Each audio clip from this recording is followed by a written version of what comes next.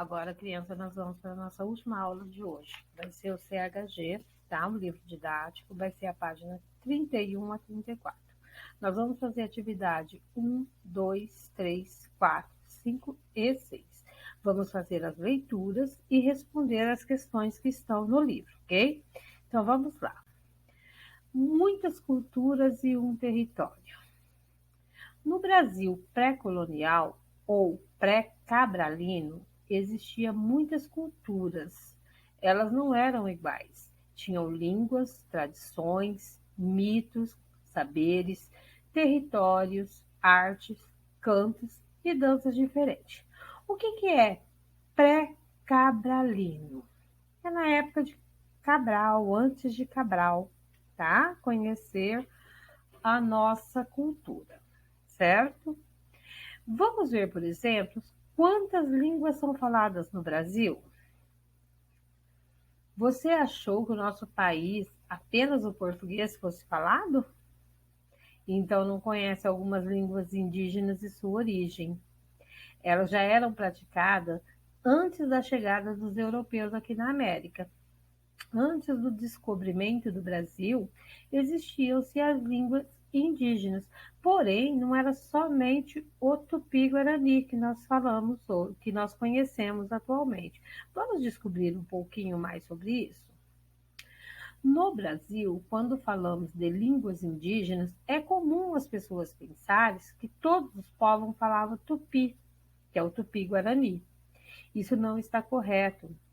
O tupi é um tronco linguístico e não uma língua, ou seja, ele é parte de umas línguas, de outras línguas.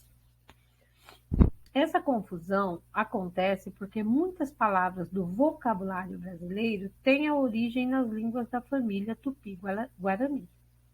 Além disso, existem mais de 154 línguas e dialetos indígenas do Brasil. Você imaginava que era tanto assim? Nós temos, vamos dar uma olhadinha aqui nesse mapa, tá vendo? Esse mapa aqui, ó, nessa legenda, cada cor tem uma linguagem, uma tribo, uma família indígena, e cada uma com o seu vocabulário, com a sua língua e com o seu dialeto, tá? De sua própria cultura. Esse mapa aqui nós pegamos na fonte de pesquisa de línguas indígenas, Mirim, povos indígenas do Brasil. Está disponível neste site aqui. Se você quiser conhecer um pouco mais, acesse esse site, tá? Nesse site você vai encontrar mais coisas falando sobre isso, tá bom? Vamos ver, ó. Mapa das diversas línguas faladas no Brasil atual. Muitas línguas, crianças, desapareceram ao longo dos séculos, mas outras fazem parte da cultura de seus povos há mais de 1000 anos. Você imaginava isso? A gente não imagina até a gente estudar, né, sobre o assunto. Também, ó, vamos continuar aqui, ó. Também as pinturas corporais, os cortes de cabelo e os enfeites são característicos de cada cultura indígena. Vamos conhecer algumas delas. Ó. Os povos indígenas do Brasil e suas culturas. Os Achaninca, desculpa, criança. Os Achanincas, em sua maioria, vivem no Peru e somam mais de 90 mil pessoas. No Brasil, há cerca de 1.500, 1.600 Achaninca que vivem em 5 terras indígenas, todas na região do Alto Juruá, lá no Acre. Eles falam uma língua da família Haruaki e seus trajes tradicionais se chamam Hushma. É meio difícil de pronunciar, né, criança? Kuzman é o nome dos trajes desses povos, os Rachaninka. Depois nós temos os Carajás. Ó.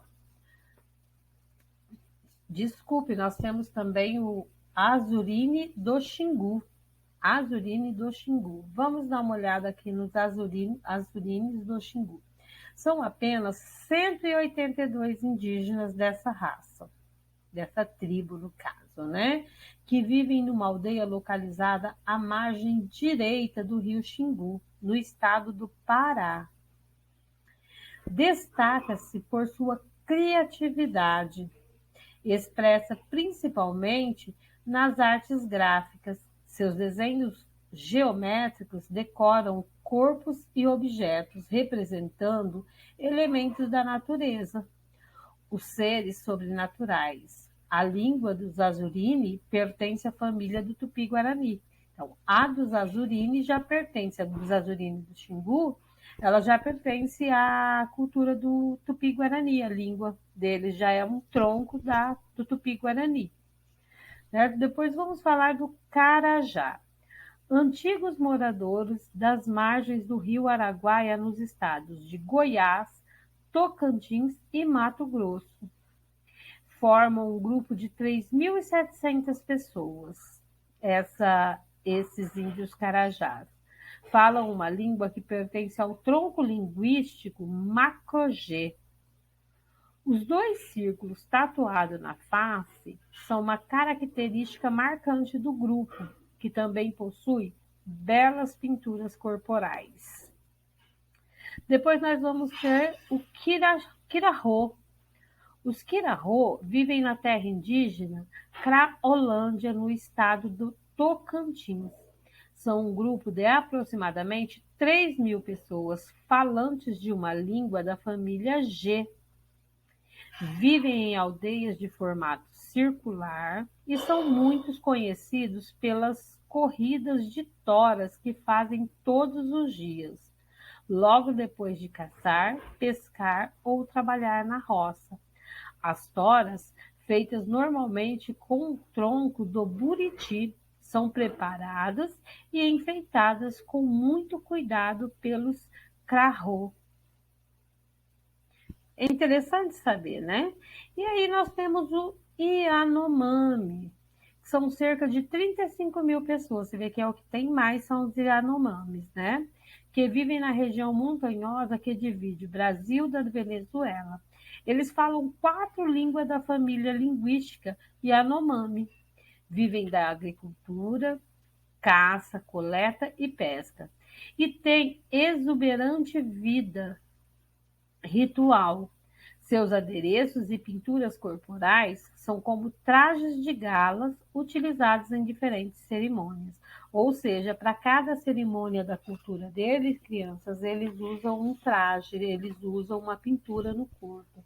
Esses são um dos mais conhecidos, assim, atualmente por nós, né? Os outros já não conhecemos muito, mas existem. E cada um com a sua língua, com o seu dialeto natural da sua tribo. Tá? E aí nós vemos aqui, ó, por que os europeus navegavam? Vamos fazer a leitura para tentar responder essas questões. Antes de saber sobre a chegada dos portugueses ao Brasil, vamos ler sobre as navegações daquela época. Você sabe por que os europeus, principalmente os espanhóis e os portugueses, navegaram para lugares tão distantes? Então, eu vou explicar para você aqui, logo aqui embaixo, ó. No século XV, a Europa tinha um comércio muito lucrativo de mercadorias que eram trazidas de regiões muito distantes. Eram as especiarias. O que vem a ser especiarias? Especiarias eram ervas, raízes, sementes, flores e produtos vegetais que serviam de tempero para alimentos e também para fazer medicamentos. Muitos dos nossos medicamentos e os temperos que você pode até ter aí na sua casa, eles eram dessa época. Você vê que ele era um comércio bastante lucrativo. O que é lucrativo? Rentável, né? Trazia bastante lucro para os povos europeus. Eles eram considerados produtos de luxo, né? As pessoas pagavam caro por esses produtos que hoje nós compramos bem baratinho nos mercados, né? Alguns exemplos de especiarias são cravo, canela, gengibre, noz moscada, pimenta, açafrão, anis, cardamomo, coentro, entre outros. Você vê que essas especiarias você pode procurar aí na sua casa que alguma você acha. Às vezes mais de uma, né? Ó, por exemplo, aqui na minha casa eu sempre tenho o cravo, a canela, o gengibre, o noz moscada, a pimenta, o açafrão, o coentro. Eu sempre tenho. O anis e o cardamomo, não tenho, não, porque não sou muito fã. Mas os demais eu gosto de ter, porque ele dá realmente um sabor especial nos alimentos. Vamos agora dar uma olhada aqui. Continuando, olha essas especiarias aqui, como eram antigamente, que eles vendiam. Você vê aí na sua figura do seu livro, ó. Elas eram vendidas no mercado de Goa, uma cidade da Índia, tá? Lá na Índia você ainda encontra esses tipos de especiaria vendidos desta forma. E lá na Índia acaba tendo um valor também, visto que lá era o lugar onde os europeus iam buscar esses produtos naturais de lá, né? Vamos continuar. Eram mercadorias que não existiam na Europa e por isso eram muito caras. Mas na sua região de origem, as chamadas índias, elas eram vendidas com preços bem baixinhos, por isso que eles iam lá buscar. Mas imagine o preço que eles pagavam, porque até eles montarem a caravela, é, navegar dias e dias até ir lá, o custo acabava saindo bem caro, né? Aí os mercadores iam lá, compravam e levavam até a Europa e vendiam lá por preços absurdos. Já na Índia ele é bem barato, ele era bem... Por quê? Porque é de origem natura, né? É de lá. Então lá tinha bastante, então acabava saindo bem baratinho o preço lá. Ó, os comerciantes compravam barato e vendiam caro, que é isso que a Pro acabou de dizer para vocês. Assim, ganhavam muito com esse negócio. Então, eles gastavam muito para ir, mas eles também vendiam muito caro as mercadorias que eles conseguiam trazer de lá. Hoje, esses temperos são muito vendidos e a maioria pode ser comprada com preços acessíveis, ou seja, com preço bem barato, tá? Bem em conta, não é um preço alto. Hoje você compra um pacotinho de cravo por R$ 2, R$ 3, dependendo do mercado. Mas naquela época não era assim. Para conseguir as especiarias, era preciso viajar semanas, até meses, para chegar à cidade das Índias. Essa região era pouco conhecida dos europeus, pois ficavam em terras distantes no Oriente, ficavam bem longe mesmo. Para chegar lá, era preciso navegar por mares e rios e percorrer estradas por terra, um caminho cansativo e cheio de desafios. Todos os perigos eram esquecidos quando os comerciantes conseguiam realizar seus negócios e enriquecer. Ou seja, eles passavam por todos esses perigos, todos esses cansaços, mas se eles conseguiam obter o produto e vender, eles acabavam esquecendo, né? Porque eles lucraram com isso. Aí vem as nossas questões, A1, A2 e A3. Você conhece alguma dessas especiarias? Qual? As especiarias que nós estamos falando, crianças, essa que a Pro acabou de falar, ó. Ervas, raízes, semente, flores e produtos vegetais, cravo, canela, gengibre, noz moscada, pimenta, açafrão, anis, cardamomo, coentro, entre outras, certo? Essa é a que a Pro quer saber. Já experimentou comida com essas especiarias? Aí você vai ter que perguntar para a mamãe. Pergunta para a mamãe, mas com certeza alguma você já experimentou. Com coentro, canela, cravo, certo? Pimenta, não sei se você experimentou, mas normalmente as pessoas adultas gostam muito de pimenta, diz que ela é muito boa para a saúde. Ela é ardida, mas a gente gosta, né? O noz moscado, o açafrão, para dar uma corzinha melhor na comida, no tempero. E 3, pesquise na sua casa, se na sua casa há algum desses temperos. Escreva no caderno o que você encontrou. Então, a terceira, assim, é procurar mesmo. Mamãe, o que tem aqui? Tem isso, tem aquilo, tem cravo, tem canela, tem pimenta, tem açafrão, noz moscada, coentro. Todas essas coisas que você pode encontrar hoje na sua casa facilmente, tá bom? Vamos para continuar. Lisboa é uma cidade que se localiza na beira de um grande rio, o Tejo. Ela é a capital de Portugal. No passado, ela era o lugar onde os reis portugueses governavam e de onde as embarcações partiam para as terras distantes. Os navegadores e comerciantes encontravam-se no Porto de Lisboa para decidir suas viagens. Ali também faziam-se negócios, vendiam-se os vinhos e azeites portugueses. Compravam-se mercadorias vindas de todos os lugares da Europa e do norte da África e da Ásia. Essa imagem que você está vendo aqui é uma imagem da cidade do Porto de Lisboa, tá? Onde eles decidiam todas as viagens deles.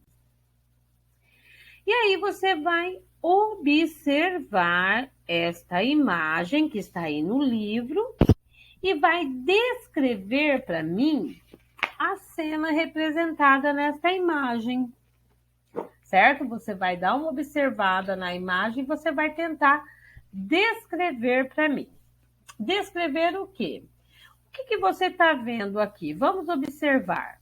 Barcos parados no cais e água, que deve ser um mar ou um rio, né? Nós não sabemos. Mas tá bem evidente o que nós estamos vendo nesta imagem. Quem seriam as pessoas que aparecem à direita da imagem? Você está vendo que à direita da sua imagem tem algumas pessoas. Quem será que é? Como a gente já falou anteriormente, essa seria 6, tá, crianças, que a Pro está falando. Que a gente falou anteriormente, o que se fazia aí neste local, em Lisboa. No início do texto, nós já vimos isso, nós falamos um pouquinho. Os navegadores e comerciantes se encontravam-se no Porto de Lisboa para decidir suas viagens. E ali também faziam-se negócios. Bom, por esse trecho do texto, eu já sei quem seriam as pessoas que aparecem à direita da imagem, não é mesmo? Então, pensa. Que elementos indicam ser um porto? Isso foi o que a gente já acabou de falar agora há pouco também na descrição. Por que eu entendo que é um porto? Há muitos barcos e água, de rio ou de mar, né? E aí, descrevendo, como que eu posso descrever a cena da imagem representada na imagem? Que é um local, que é um porto, onde os comerciantes e navegadores se encontravam para decidir viagem e fazer negócios. É muito bem tranquilo a gente olhar essa gravura aqui, né? Essa gravura está representando o comércio no Porto de Lisboa, Theodore de Bry, certo? Em 1593. É interessante você observar isso para você saber fazer a leitura da imagem, da gravura, tá? O que você está vendo dessa cena, de acordo com o que você leu e ouviu a Pro falar do texto? O que representa a imagem, certo? Porque para você descrever a cena e representando a imagem que está lá, você tem que entender que ela está associada à leitura do texto. Quando eu leio o texto e eu consigo fazer a leitura de uma forma crítica, sabendo interpretar, eu vou conseguir entender o contexto dessa imagem, tá bom? Crianças, por hoje é só. Não me esqueçam de tirar fotos, de fazer o registro, de mandar para a Pro. Qualquer dúvida, você já sabe, fazer uma videochamada para a Pro, certo? Mesmo que você faça em outra hora, você manda para a Pro, que no outro dia, como a Pro sempre faz, dá o feedback, tá bom? Outra coisa, semana passada nós tivemos recuperação, certo? Na sexta-feira. Amanhã não. Amanhã nós teremos simulado, certo? Não esqueçam de entrar no blog e fazer o seu simulado e depois mandar para a Pro, tá bom? Beijos, amores, e até amanhã, se Deus quiser, tá? Qualquer dúvida já sabe. Manda mensagem para a Pro, tá bom? Beijo.